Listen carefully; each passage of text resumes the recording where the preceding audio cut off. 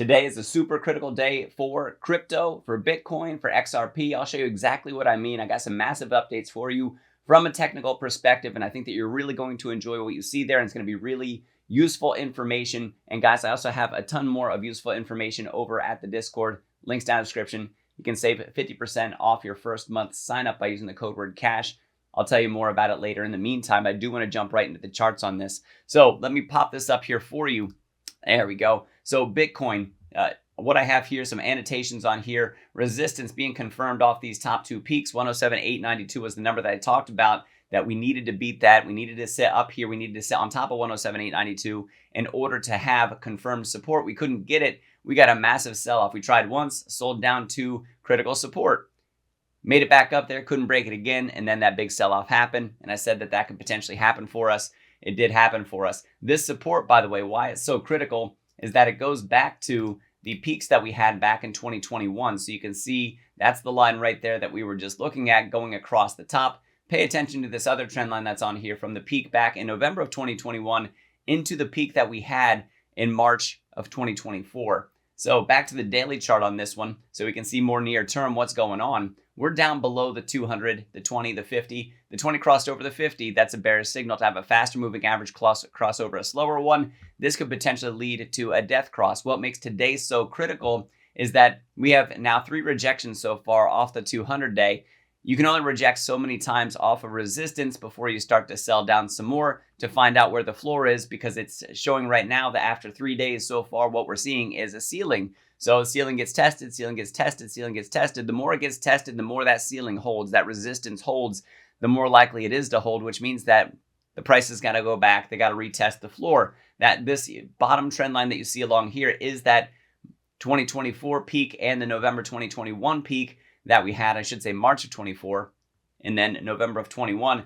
This trend line off those 2 peaks, we almost got down to test that going back to Tuesday. So almost got there. So that right now is showing a temporary floor. Now we're back up and still getting rejected off the 200 day. If we stay there, we could sell down further. We could break this critical support that you have right here, almost as critical as this support that you have up at this point in time. So what I do believe long term is that Bitcoin is going to make quite a recovery from where it's at now. It's just a question of when. The Bitcoin Strategic Reserve, the Crypto Strategic Reserve, whatever you want to call it, where we have Bitcoin, where we have XRP, where we have Ethereum, where we have Cardano, and any other ones that were listed in that list, we saw that rally off that announcement, and then the markets, the equities market, crypto market, you name it, just sold off. And that's because going back to the 4 pillars that I said to prop up markets: high GDP, easy monetary policy, low inflation, and stable employment, that very strong labor market. Those 4 pillars that we're looking for, they're either showing cracks or they're causing the market to fear that they're going to crack. And if they crumble, then that's disastrous if they crumble. But any crack or doubt of those pillars, you get market sell-off. In the risk assets especially, bond market can tend to rally, gold, other risk-off assets that are out there. Now, mind you, for the bond market where U.S. Treasuries are concerned, we're worried about U.S. debt and the ability to service them, so they're not as skyrocketing as much. We still have some downward pressure on those. But going back to crypto here, we might see that recovery. We might see that bounce. Right now, we're seeing it with the S&P. We're seeing it with the NASDAQ. We're seeing a little bit with the Russell 2000 stocks. So today could be a day of reprieve. It's an important day to get on top of that 200-day, retest the 20, retest that upper trend line up here for resistance, and then also the 50 up there. So we have literally an uphill battle to go through, making it through the moving averages, through the resistance lines that we have for Bitcoin. Sitting on top of the 200-day is the first important part of that. So make sure that you're paying attention. So if we don't, we could potentially sell down a bit more from here until the market has a reason to turn around again. So moving over to XRP, look at all these prices that I have going down this side. This is marking the support and resistance areas that you have. Supports in green. Right now, we're testing this previous resistance area. When I put up these technicals, we are sitting on top of it. So we might find confirmed support. If this candle can close on top today, especially on good volume, we had decent volume yesterday off this relative bottom that we have here with a little bit lower of a wick than what we had during the previous low. So that's a lower low that we put in there. So right now we could still be trending down. We are above the 200-day. That's excellent. We're down below the 20 and the 50. So near term bearish, especially because the 20 is down below the 50. So faster, down over slower.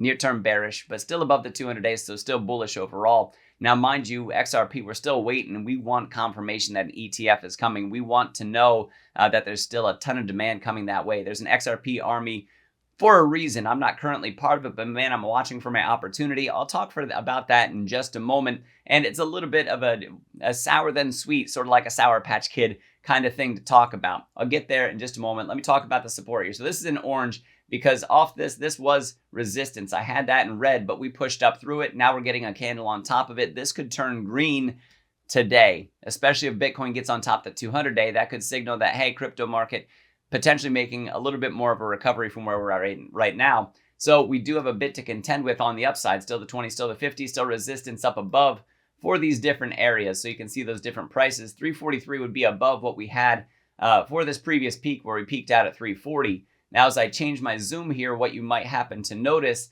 is a potential head and shoulders pattern where what you have is a left shoulder over here, a head, and then a right shoulder on this with a little bit of asymmetry, being that this right shoulder is in a little bit nearer than what that left shoulder is.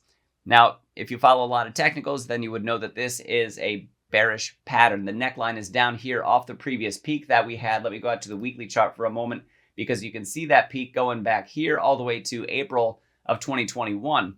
So if we get that, that is something that could potentially sell us down from where we're at right now. Now, if you're long on crypto, if you're long on XRP, and if you have any sort of margin in use where you're borrowing against it, you know, you might not like what I'm about to say next, but I do think that there's a lot of opportunity. There's silver linings for potential downturns. So let me put these up here for you because right here, this peak or this line that we have from the peak down to the neckline of this, that we can transfer down here, which would be absolutely atrocious to see that price target come out of about 54 cents.